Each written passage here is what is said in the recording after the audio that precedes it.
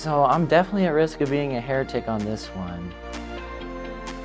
If you are a heretic, I am a heretic also. We did away with Latin. I don't know, am I a heretic?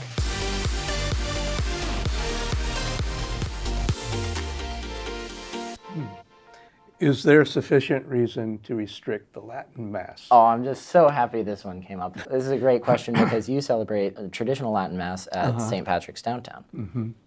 I'm going to give it my best. This one, I might be a heretic on this one.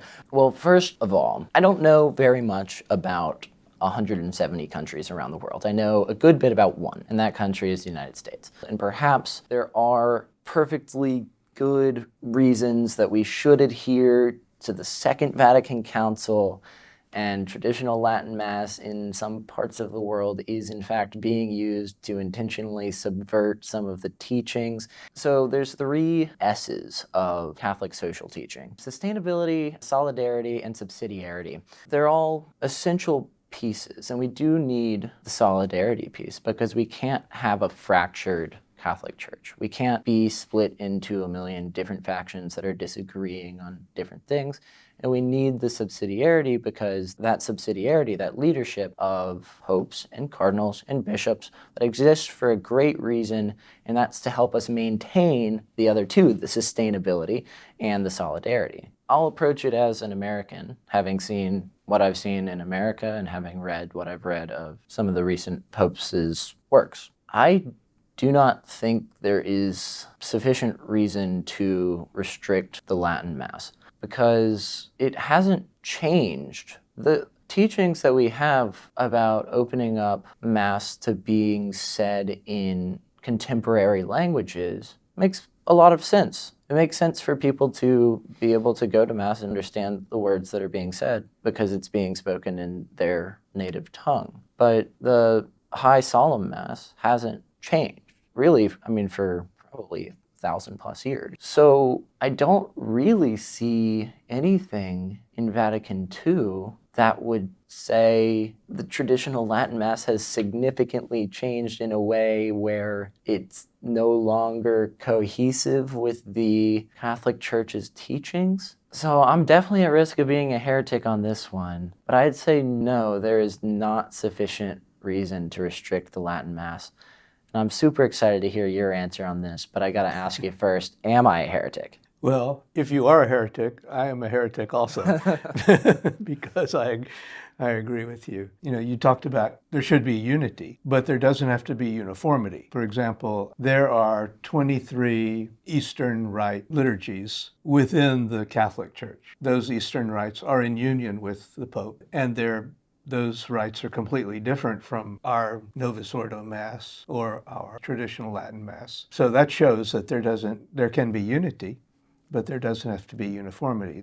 We don't have to be all the same. You mentioned that, it's good if people understand the readings, and the readings are in their own language. I think so too. But I've talked to people after celebrating an English Mass, and just out of curiosity, asked them what the gospel reading was, and they can't remember what it was, even though they heard it in their own language. And when people go to a Latin Mass, usually they have a missal, so they're following along. So if I ask them, what was the gospel reading, they can tell me because they were reading it in English at the same time that they were hearing it in Latin. The English Mass, of course, has a much broader spectrum of the scriptures. You hear much more of the Bible if you go to English Mass than you do the Latin Mass. I wonder if people who go to the traditional Latin Mass, even though they hear less of the Bible, understand the scriptures less than a person who goes to the English Mass every Sunday. Here's a question because, I think we've got a good wide range of viewership. Why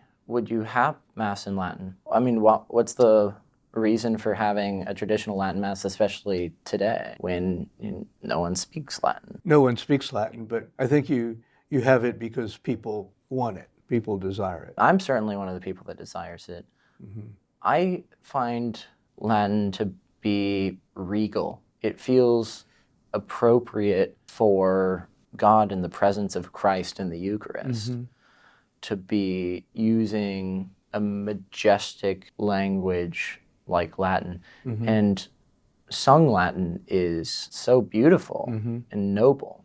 You mentioned Vatican II. So the document on the liturgy in Vatican II says that Latin should be retained and also Gregorian chant should be preserved in the liturgy. But somehow, when the new Mass was developed, we did away with Latin completely and Gregorian chant also, which is against Vatican II, what Vatican II intended. How do these correct themselves over time? Because, I'm sure there's been ebbs and flows in the Catholic Church's history. I mean, there's been some very serious ebbs and flows in the Catholic Church's history. So what mechanics are in place to repair some of these mistakes and bring the Church back onto the course that perhaps that council intended? I don't think it can be done by legislation or by orders of the Pope or a motu proprio or something like that. I think it has to develop organically, develop naturally. I think people have to, and the hierarchy has to begin to see that there's a purpose for using Latin.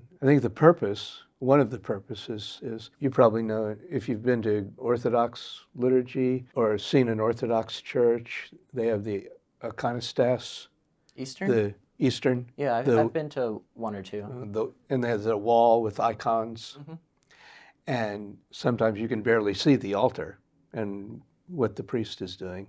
And that was true even in the Roman Rite also for a long time. So if you go to the cathedral in Milan, that the wall is still there. And it looks like a Greek Orthodox or Russian Orthodox church. That's interesting. And that wall, the purpose of the wall was to give the liturgy a sense of mystery, that you don't see everything. And so the Latin language is not a physical wall, but it functions the same way to give the liturgy a sense of mystery.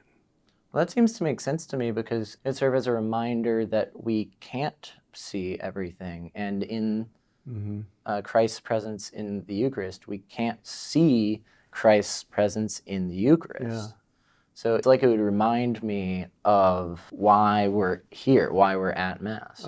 Yeah, we can't see everything, and we can't understand everything either about the Mass. And people say, I want to go to the English Mass because I can understand it. But I think they understand less about what the Mass is, what it really is, than people who go to the traditional Mass. So I have a corollary question. At least following from a layperson's perspective, it seems like, or I hear on social media about things, that the Latin Mass has been restricted. Has it? Yes. Yes, it has. It has. How so? What are those restrictions? Well, according to the motu proprio, the restrictions are that a priest cannot say on a Sunday both an English Mass and a Latin Mass. A Latin Mass cannot be held in a parish church. It has to be in a hall or another place. The bishop of a diocese has to give approval and has to designate the places where the Latin Mass could be celebrated. Well, that one seems to make some sense to me. I mean, it seems to make sense to have approval from your bishop to do things. Yeah. But the first two seem kind of odd or surprising. So, yeah, as you know, not every bishop is implementing those restrictions. Some dioceses are, but What's going on if they don't? Is there nothing in happens particular? apparently. So Archbishop Aymon is not implementing some of the restrictions. So he allows the Latin Mass in the church, in the parish church, and he allows priests, if they need to celebrate both on the same day, a Latin Mass and an English Mass. What would be the motivation for not being able to say both in the same day? The motivation would be that one kind of Mass, one kind of liturgy is more desirable than two different kinds of liturgies. Makes some sense. Some sense, yeah, it makes some sense. So I'm restricted. I have restrictions that are new. So I'm free to celebrate traditional Mass at St. Patrick's Church or at any of the other 5 churches in New Orleans that are designated locations for the Latin Mass. And I can, on a weekday, I can celebrate a private Latin Mass here, but the restriction is no one can be present at the Mass I celebrate. So that's a new restriction as Can somebody come celebrate summer. like with you?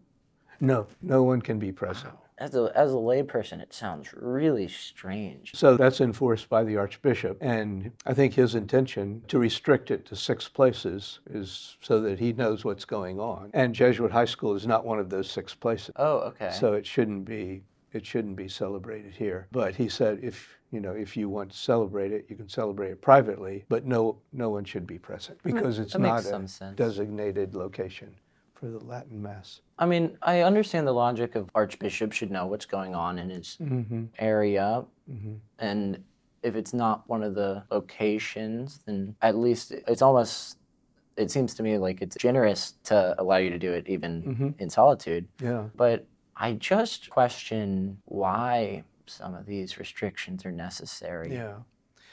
So before, when people were allowed to be at a Mass, sometimes students would come. I'd celebrate in the second floor chapel downstairs. And we have 2 scholastics here, 2 Jesuit scholastics, and one of them would serve for me, but now he can't serve Mass for me. But I think the present pontiff will not be Pope forever. And when it changes, I think some of the restrictions will be lifted.